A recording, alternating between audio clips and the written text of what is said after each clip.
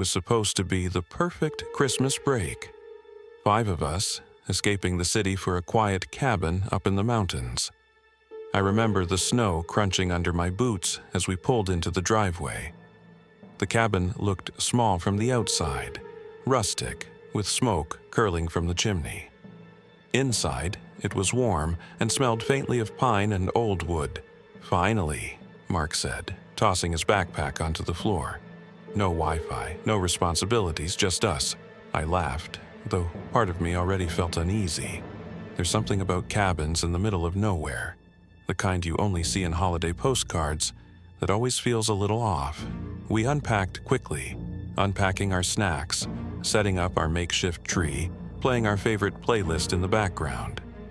The hours passed, punctuated by the soft hum of the heater and the occasional crack of the fireplace. Around 10 p.m., Sarah pulled out a bottle of wine. "We're celebrating the holidays, even if it's just us," she said, pouring everyone a glass.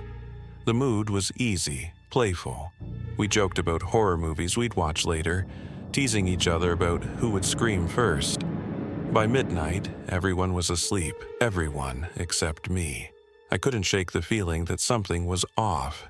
The wind outside rattled the windows, and the way the shadows danced across the wooden walls made the cabin feel smaller, claustrophobic. I woke to the cabin being completely dark. Not dim, completely black. My phone said 12:37 a.m., but the battery was dead.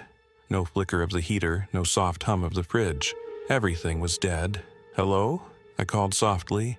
My voice felt strange in the silence. Mark's voice replied groggily, "Power's out." We fumbled for flashlights, our beams cutting through the darkness like knives. Outside, snow glistened in the moonlight. It was quiet, too quiet, the kind of quiet that presses on your chest. "Probably just a storm," Sarah said.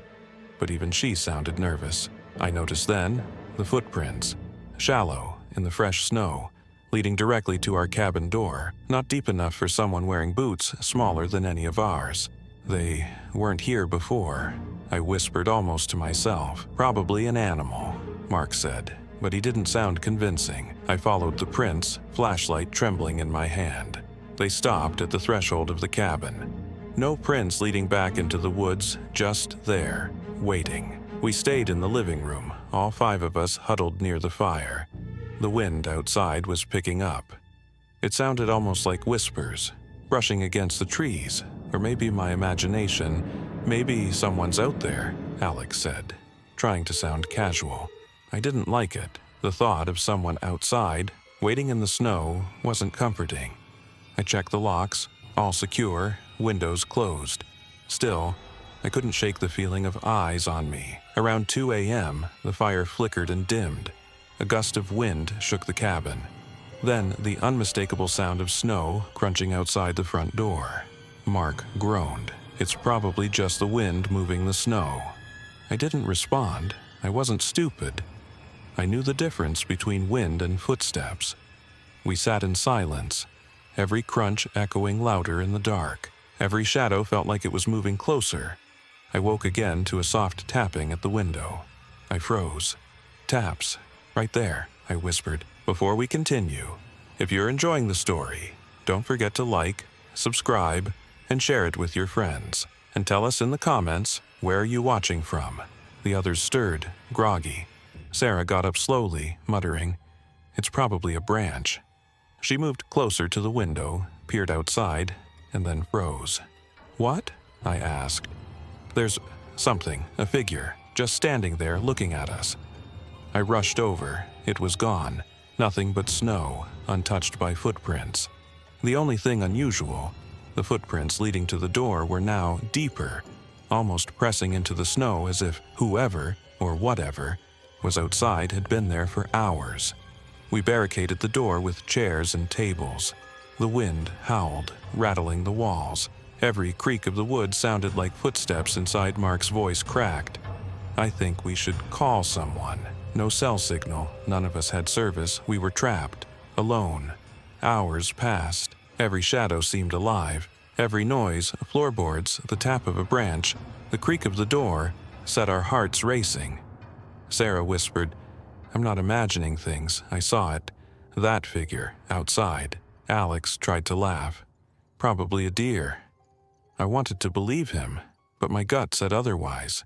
Something about the footprints, the way the snow had been pressed around the cabin, wasn't right. I kept thinking I heard whispers. Not voices exactly, more like breathing.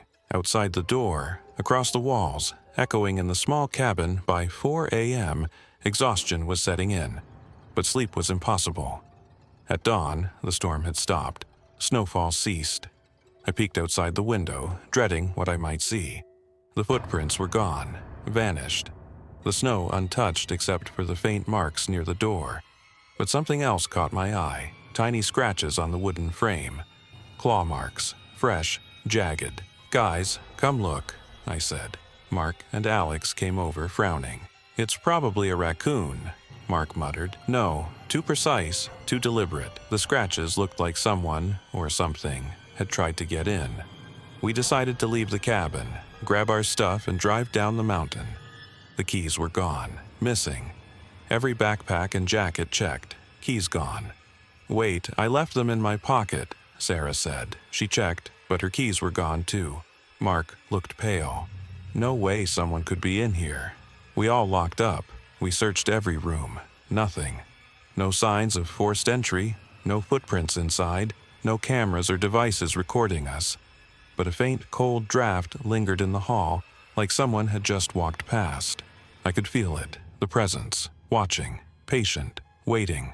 That night we couldn't sleep. Every sound, the wind, the creaks, the faint scratching, kept us alert. I stayed awake near the fire, flashlight in hand. Around midnight I saw it, a shadow moving outside the frosted window, taller than any of us, limping, dragging something. I whispered, "Mark." Mark came over, eyes wide.